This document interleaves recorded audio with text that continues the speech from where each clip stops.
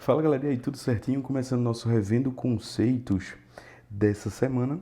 Nessa semana tivemos nossa terceira aula de elétrica e damos início a um ciclo importantíssimo que é o ciclo de eletrodinâmica, perfeito? Então a gente teve a primeira aula de eletrodinâmica, que é uma aula que eu chamo de Introdução à Eletrodinâmica, perfeito? A gente já começou a nossa aula definindo os três principais responsáveis, né, pelo funcionamento de qualquer circuito elétrico. Eles são o gerador, o cara que está ali para gerar a diferença de potencial, perfeito? Gera a diferença de potencial, que é medida em volts, perfeito? Em volts. Esse cara é o gerador. Ele pode ser uma pilha, uma bateria, a rede elétrica, tá? Então todo mundo aqui, todo mundo que está disponível para gerar esse funcionamento, essa energia inicial do circuito, tá? O segundo cara é a corrente elétrica, que ele tem por função transportar a energia por todas as seções, todas as partes do circuito, tá?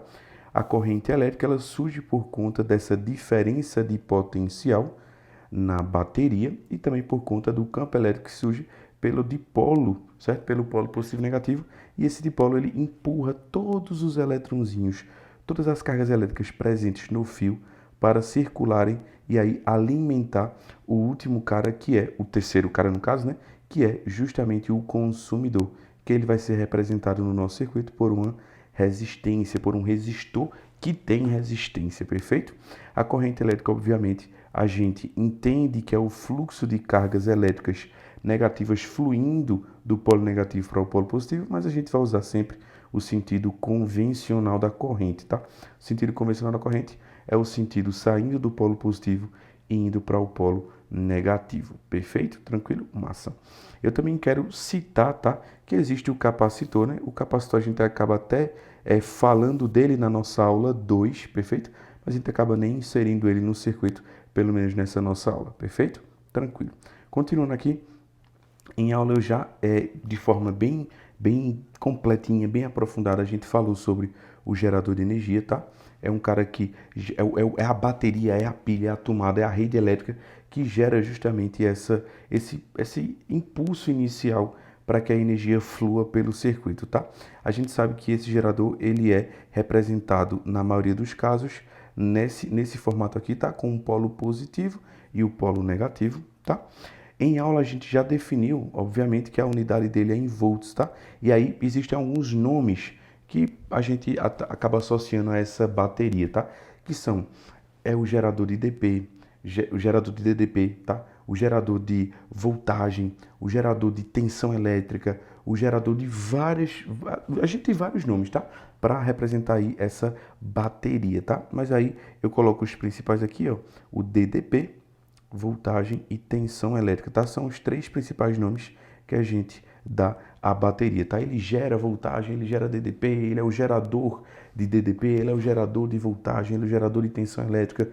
Enfim, o nome correto de fato e físico para a gente chamar seria DDP, perfeito? Mas vários vestibulares aí acabam citando voltagens, citando tensão elétrica e por aí vai, perfeito? Em aula a gente já foi para associação de geradores, né?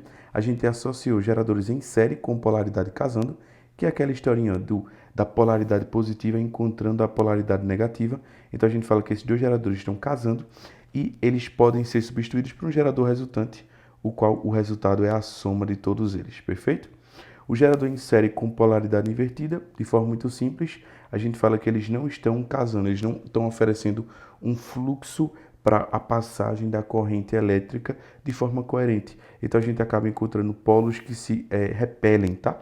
Então isso faz com que a bateria resultante, ou seja, o resultado das duas ou três ou quantas baterias tiverem, seja a subtração, perfeito? E por fim a gente definiu o paralelo, o qual o gerador em paralelo, você coloca dois geradores iguais em paralelo para que eles consigam gerar a mesma DDP, mas que eles sejam utilizados como um fator de segurança e não como um fator de somar e gerar mais DDP, tá? Em paralelo, a DDP resultante é igual a DDP de uma das baterias, tá? Mas a gente liga assim porque se uma falhar, a outra consegue assumir e também pelo tempo de vida que elas acabam durando mais, perfeito? Tranquilo.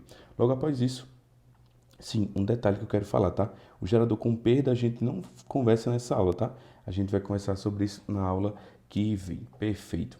Continuando aqui, eu quero falar sobre o responsável por levar toda a energia pelo circuito, tá? Que é justamente a corrente elétrica. Eu já citei o sentido, tá? Que a gente vai utilizar, obviamente, o sentido convencional, perfeito? A gente usa esse sentido daqui. E a gente aprendeu a primeira relação para calcular essa corrente elétrica, tá? A corrente elétrica é a quantidade de carga por tempo. Aí eu quero até citar um fator importante que são as unidades. A carga elétrica, ela tem três principais unidades, certo? Vou citar todas aqui para a gente poder fazer um comparativo que é bem importante, perfeito? A gente tem a unidade da carga em miliampere-hora, a gente tem a unidade da carga em ampere-hora e a gente tem a unidade da carga podendo ser em coulombs, perfeito? E aí eu quero que você entenda o seguinte, quem manda nas unidades quando você vai aplicar essa fórmula é a própria carga, perfeito? Então a corrente elétrica ela vai ter que respeitar as unidades da própria carga, perfeito? Tranquilo? Então, toda vez que a gente tiver uma carga em miliampere-hora, a corrente é em miliampere. Se a carga estiver em ampere-hora, a corrente é em ampere. Se a carga estiver em coulombs, a corrente é em ampere, perfeito? E o tempo, ele sempre vai também de acordo com a unidade da carga. O tempo vai ser em horas, o tempo vai ser em horas ou em segundos, se a carga estiver em coulombs, perfeito? Por favor, quando for aplicar essa relação, toma muito cuidado com as unidades, tá? Outro detalhe que eu gosto de citar é que lembra que carga também é o número de elétrons vezes E, perfeito? Então, de repente, se a questão te pedir o número de elétrons, tu consegue achar através dessa relação, tá? Acha a carga aqui, certo? Acha a carga aqui e depois acha o número de elétrons, tá? É bem comum isso acontecer, perfeito. Logo após isso, sim, lembrando que essa fórmula aqui você consegue achar a corrente, se você tiver a carga e o tempo, você consegue achar o tempo, se tiver a carga e a corrente, você consegue achar a carga, se tiver a corrente e o tempo, por exemplo, perfeito? Outro fator também que é bom a gente citar, que a gente coloca aqui no livro para vocês fazerem a leitura, é que se tu tiver um gráfico de corrente por tempo, a área desse gráfico me dá justamente, a área desse gráfico me dá justamente a carga elétrica, perfeito? Se for necessário, a área do gráfico dá a carga elétrica, perfeito? Tranquilo. E aí a gente já vai para aquele caminho da corrente que eu citei com vocês. Lembra que isso aqui é bem importante, tá? Um nó, que é um ponto de onde tem três fios conectados, a gente fala que a lei dos nós, ela permite a gente concluir que toda corrente que entra em um nó é igual à corrente que vai sair daquele nó, perfeito? Cito até isso aqui, ó. Toda corrente que entra é igual à corrente que sai, perfeito. Fiz esse exemplo em sala de aula, tá? Justamente para a gente poder aplicar essa lei dos nós, para que tudo fique bem mais evidente para vocês, perfeito?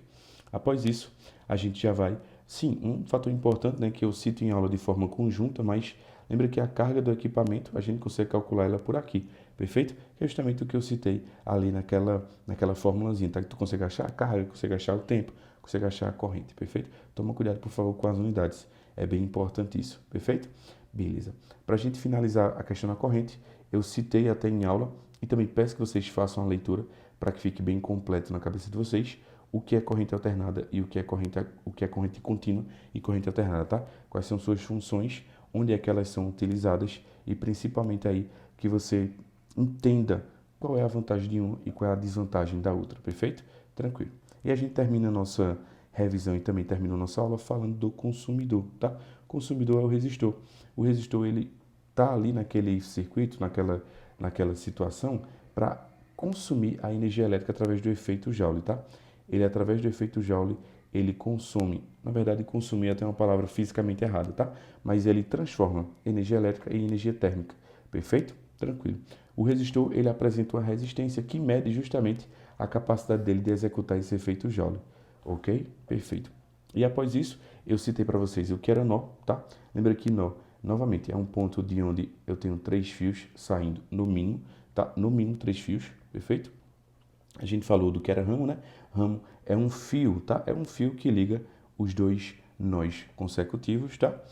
E a gente mostrou as associações de resistores, tá? A gente falou de associação em série, que é quando todos os resistores estão no mesmo fio, ou seja, não existe nó entre eles, perfeito?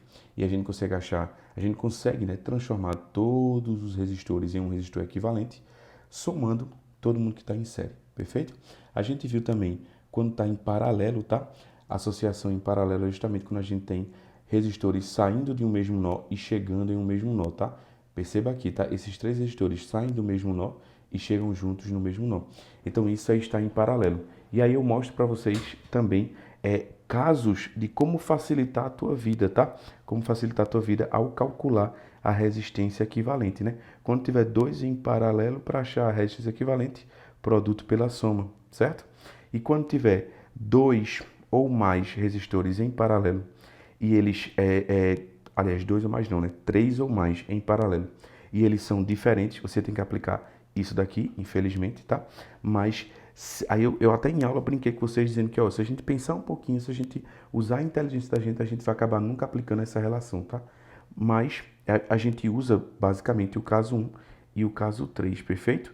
E o caso 3 eu quero te lembrar que vão ser dois ou mais resistores em paralelo iguais. Quando forem iguais, pega o valor deles e divide pela quantidade. Ó, se tiver 2, bota um 2 aqui embaixo. Se tiver 3, bota um 3 aqui embaixo. Se tiver 10, bota um 10 aqui embaixo, tá? E esse R é o valor de um deles, tá? É o valor de um deles. Perfeito? E por fim a gente falou da associação mista, né? Que é quando a gente mistura tudo, série e paralelo. E te lembro que em aula eu fiz análise de cada circuito desse aqui, justamente mostrando a vocês que os nós, eles são fundamentais para você conseguir achar a resistência equivalente de um circuito, perfeito? E além disso, a gente mostrou que você saber achar a resistência equivalente vai te ajudar bastante, perfeito? Por fim, o último item que eu falo é do curto-circuito, tá? Quero te lembrar que a corrente elétrica que sai de uma bateria, se ela encontra pelo seu caminho um fio sem resistência e esse fio sem resistência está em paralelo com alguma coisa, essa alguma coisa que está em paralelo acaba não funcionando, porque a corrente elétrica vai preferir passar pelo fio sem resistência, tá? Agora tenha certeza de que esse fio sem resistência está em paralelo com aquilo que ele está curto-circuitando, perfeito? Então desenha os nós, faz a análise completa para que você não perca uma questão que pode até ser fácil, tá? Exemplo 2, por exemplo, ó, tem um nó aqui, eu tenho um nó aqui. Perceba que a corrente elétrica ela vai preferir, obviamente, passar por onde não tem resistência alguma, perfeito? Por onde não tem resistência alguma. Então, por isso que ela acaba passando por aqui. E o resistor que está em paralelo com o fio sem resistência acaba não funcionando. Eu até cito em aula que o cara que recebe a corrente, ó, o cara que recebe a corrente, ele quem pode queimar no curto-circuito, tá? Ele e o fio por onde a corrente está passando. Perfeito? A gente finalizou por aqui nossa revisão. Foi muita coisa vista na nossa aula. Então, teve dúvida, lê o livro, fala comigo.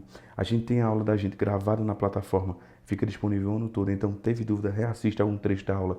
E esse assunto, principalmente, faça muitas questões, porque se você não fizer questões, você não vai fixar a ideia dessa questão em si, tá? Dessa questão, desculpa, desse assunto em si. Esse assunto ele é muito prático. Então, se você não praticar ele, você não vai pegar a lógica, a metodologia da questão em si, tá?